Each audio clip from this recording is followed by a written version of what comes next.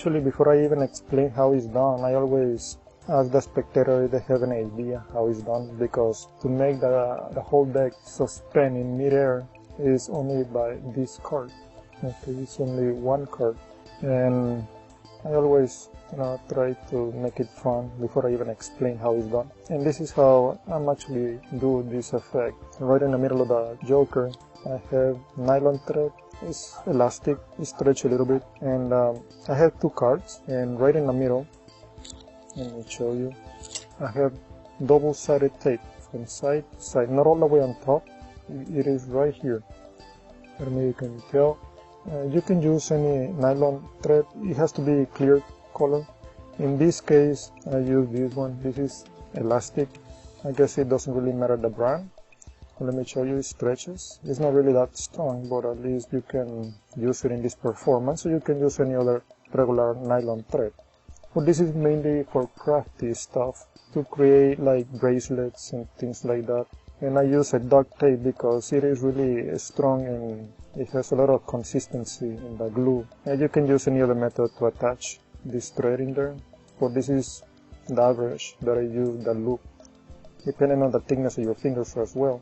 But there are many other ways you can attach this nylon thread, and I'm just hiding that nylon thread in between two cards. Now this card, I put it all the way on top, then it goes right in the middle, the two jokers. Then when I show, I always show both sides from the short side, this side and this side as well. I always leave the loop towards me, so when I show the front, show this way, and then this other way, so that they know there are no fancy stuff going on around.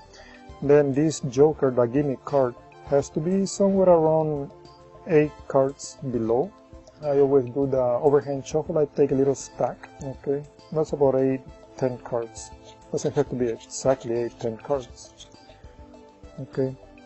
And because of the thickness of the duct tape and the thread itself, I just split those two cards in the middle. You can see a little gap, and that nylon thread will come out automatically because it is elastic thread, okay? That's why it will come off right off when I split those two cards. That's the nice thing.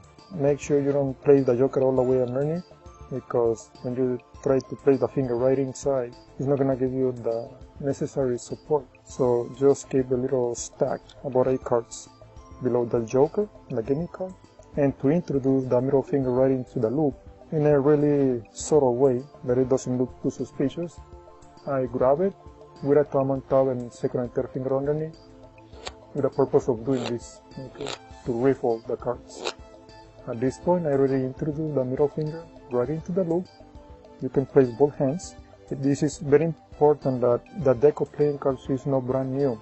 Now this is almost brand new, but I had to shuffle to remove the excessive glossiness for about 5 hours, because they were too glossy, and when you do this effect, all the cards were moving around. Okay, so I need to remove the excessive glossiness. You can show the bottom very quickly. This loop will not flash that easily. Now obviously in the performance you watch this effect almost in 20 degrees. It's better for a spectator to watch this effect in 45-degree angle, so there is no way they see the loop. And just do some gesture, fancy moves, and let it go. You can show the front and both sides from the long side. Do not show the back, they will see the loop. I guess that's it pretty much. You can be very careful. Just place the middle finger and the index finger, and this ring finger and forefinger, just keep them away, so they know you're only using 2 fingers, so it looks more fancy. The most difficult part is not really that difficult. Just take the card from underneath and slide it. Use it as a support so the rest of the deck doesn't move away. Show the card and move it all the way around the deck. If you're on top, you're pretty much done. You can pull the finger out the loop by doing again this gesture, and that's it.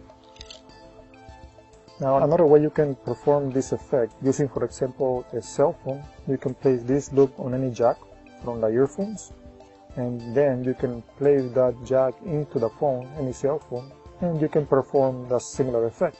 And that's all you need pretty much to accomplish this effect, just one gimmick card.